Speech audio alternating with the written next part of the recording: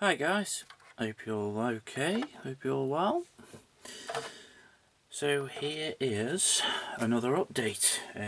Yeah, I know it's been ages since I've done one and I do apologise, but you know, life gets in the way and all the other things, the other excuses that you come up with of why I haven't done one and whatever else. But no, mine generally is life's just got in the way, and to be honest, I'm going to be open and honest with you, I just haven't been bothered. I just didn't want to look at it. I've just had enough, completely had enough of modelling. My mojo's gone and whatever else again. You know, just the usual excuses. So, but as you can see, the last time you saw it, this is update 3, so the last time you saw it in update 2, it was just built with no paint on it, I think, apart from a little bit of paint. So it's all now painted. I don't think there's much else to paint. There's been bits and bobs that I'll just touch up on when I'm done, but that's it. I'm now on the decaling stage, as you can see. I've decaled all the fuselage and both tails, right down to the nose. I've started on the wing here. I've still got that wing to do, and then I've got probably the worst section of all, which is the undercarriage, because it is all little stencils. So let's crack on with it, because I don't want to be on for ages, because I'm sorry, but just no motivation at all at the minute.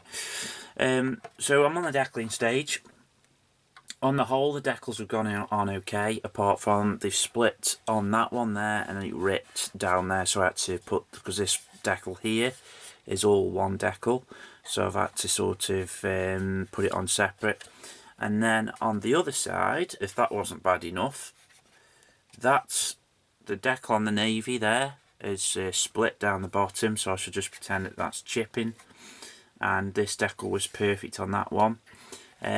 On the whole, they've all gone down pretty well. I'm quite happy with it.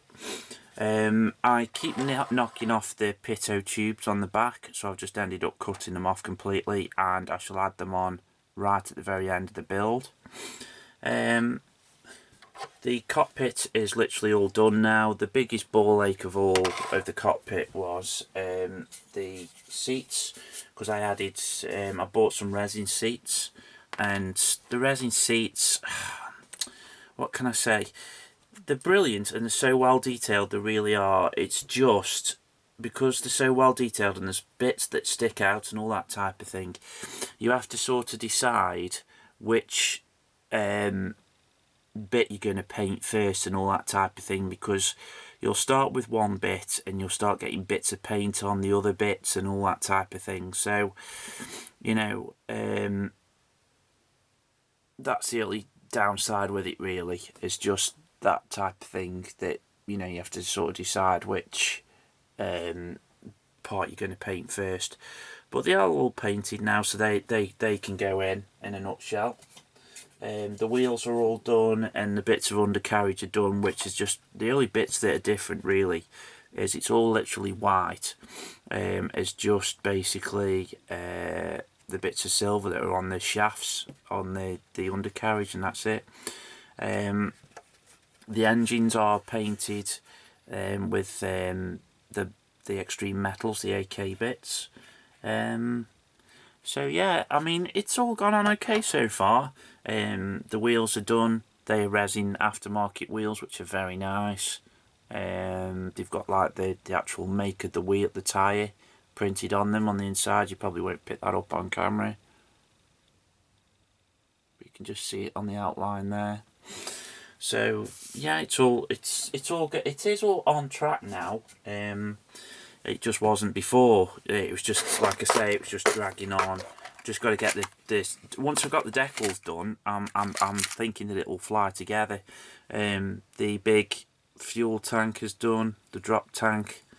The bits of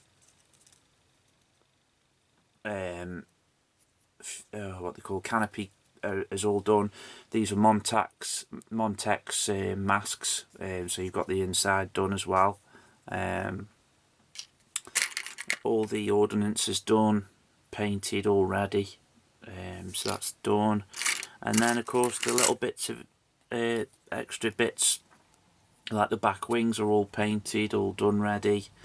I have just got to add, where are we now, there is a little sort of panel that's painted somewhere there as well that I need to paint, but I'm just going to leave that now, you know, just can't be bothered. And then the bits by the air vents are all done as well, which go on sort of here, but I've left off because of the decaling stage. These will just slot in sort of there like that. So you have to sort of, I've had to leave them off so I can fit the decals on. But on the whole, it's been alright. As you know, if you've been following this build, I still struggle with aircraft. I still say I'm an armour model, even though what got me into modelling was aircraft. But that was when I was a very young boy. Now taking it more seriously, yeah, I just think, you know, I need to do a lot more builds, you know, aircraft builds, and just take my time. I'm going to add a few bits of, I've noticed on some of my reference material, the reference bits that I'm using.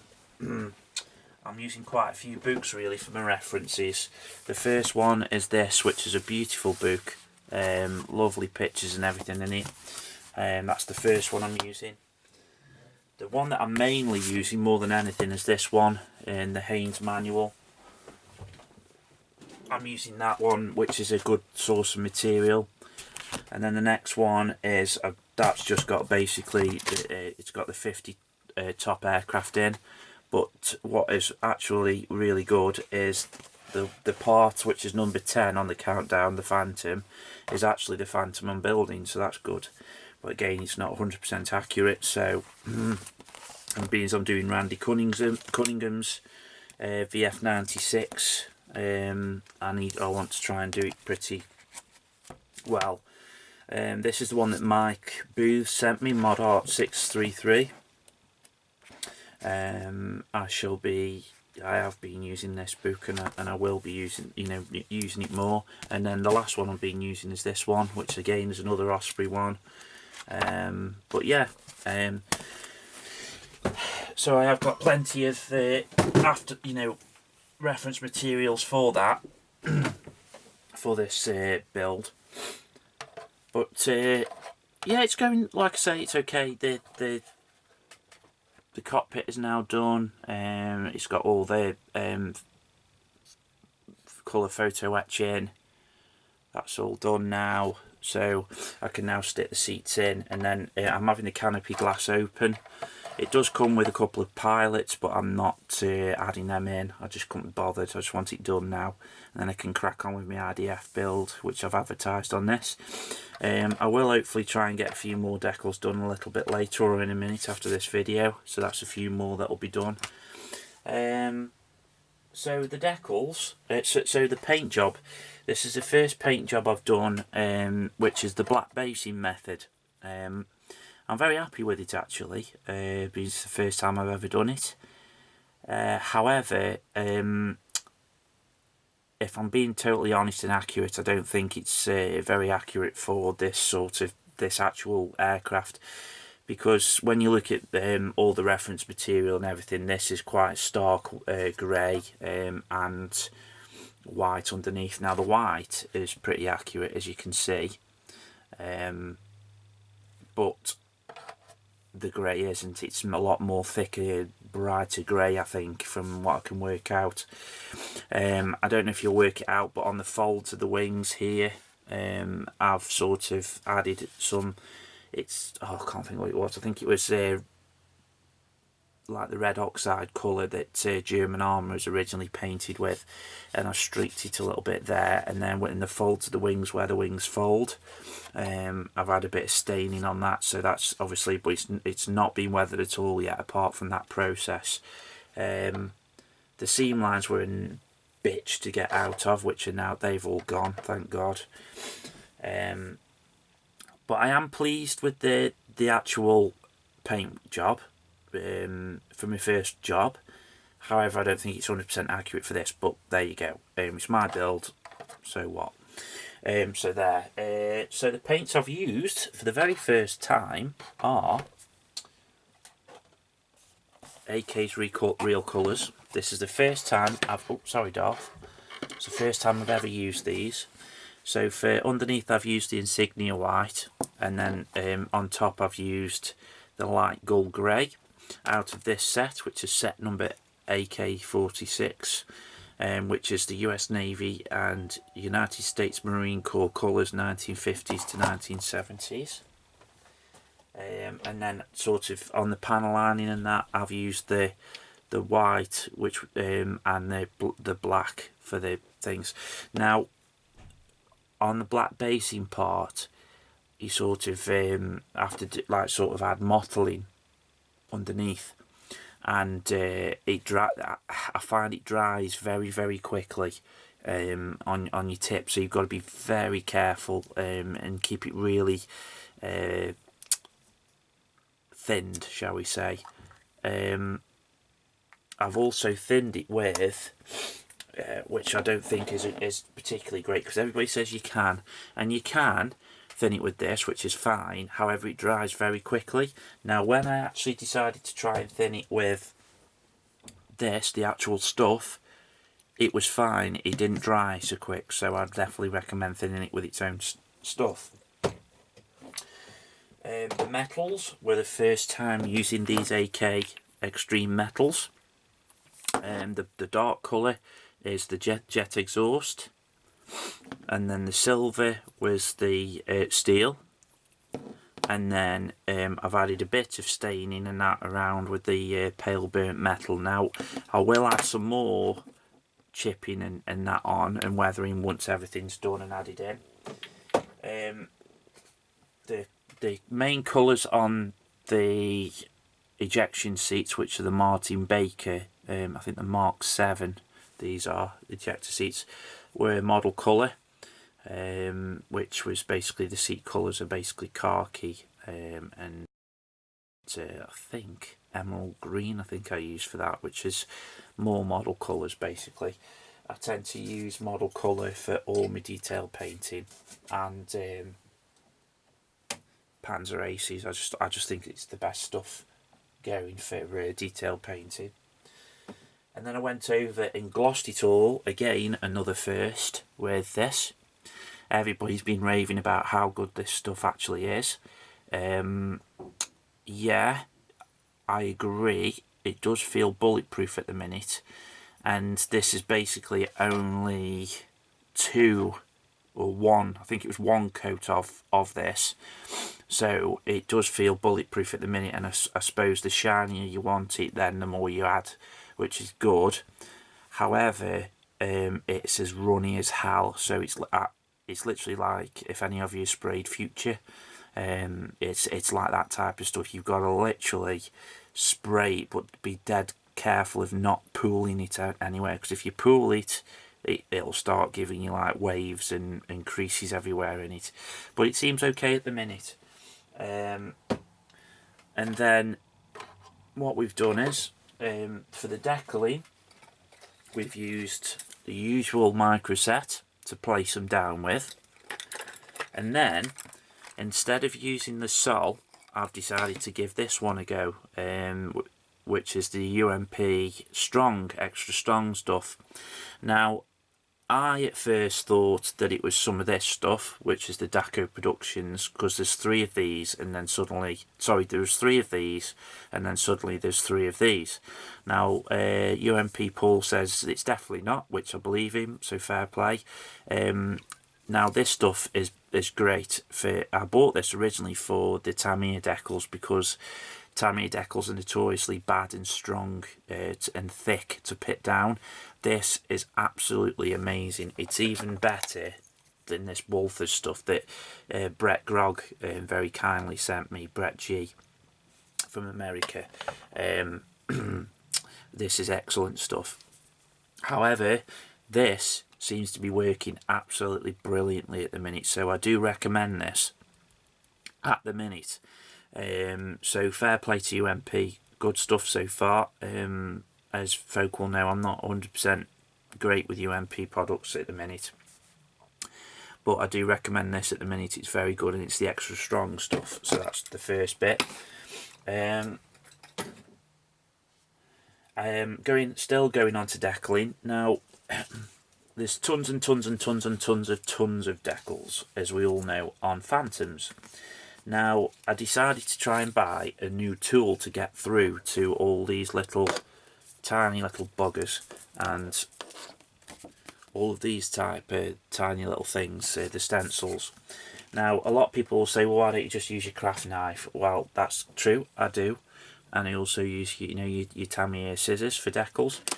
However, I saw this on the market, and it's basically by Pro Edge, and it's a tiny, tiny blade, and what it does is at the end, it actually moves round at the end. See that? So you can basically, let's just show you on a quick decal. So say you've got this decal here, so if you, see if you can do it within, you can get round, Luke.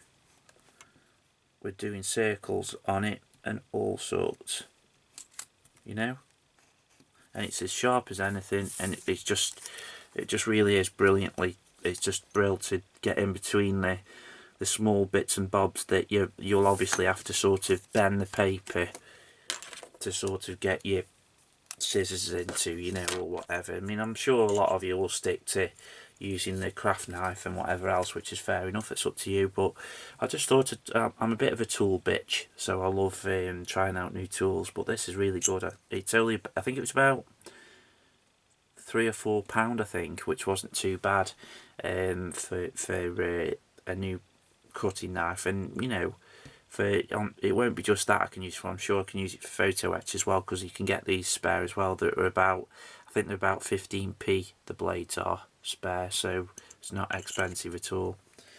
So that's that. So yeah, that's about where we are at the minute. I've got a few more bits I need to add to it, so I need to add, looking at my reference, the kit doesn't actually give it to you, but you need another couple of aerial points on the top here, so I'll add them with wire and copper wiring and a piece of plastic card, but that's it really, guys. There's nothing else to really say, apart from yeah, it's okay at the minute. It's sat my Mojo again, but which build at the minute that I'm doing doesn't sat my Mojo. I'm constantly complaining about my Mojo going, so there you go. But and the other, sorry, just one more thing. The other first I'm trying is this. Everybody raves about how good these fluory washes are. The ones I've tried, the clay washes, as we know. Now the other clay washes I've tried are UMP ones, and I just don't get on with them. So I know people do, and they rave about them. I don't. I just don't like them, and I don't think they're very good. However, this one is absolutely brilliant. It's worked a treat. The seats have been washed in it, because I didn't want to try that new gloss and try enamel stuff, washes on it and everything, because I don't know if that will work with that, because I haven't trialled that yet. The Alclad Aqua Gloss with enamel stuff, but I'm sure it does. But anyway, but this does, and I forgot about one of the undercarriage wheels, and I think it was about 2 or 3 days later I thought, bugger, I haven't washed, cleaned it up. I just basically wet the end of a cotton bud, and it cleared it up, no problem at all. So I recommend that stuff. It's the black stuff from Phil Flory's bits, so there you go. That didn't sound right, did it? The black bit from Phil Flory's bits. Anyway, there you go, guys. I'm sorry I'm not overly motivated on this video. My Mojo's sapped, and I'm just a bit at the minute. Just a bit pissed off with the community as well. But just a couple of guys. But I'm not going to sit here and be one of them people that raves about it, because you don't want to hear. So, right, guys. Hope you're well. Hope you'll stay safe. Thanks for bearing with me. And I'm sorry for not posting many videos at the minute, but I will try and get back. I've got this week off. and there's a couple of kits that I'm waiting to come in this week, a couple of Star Wars Bandai kits, so hopefully I might do a bench update, a monthly update or something. Anyway guys, hope you're well, hope you'll stay safe, and may the force be with you. Thanks guys, bye.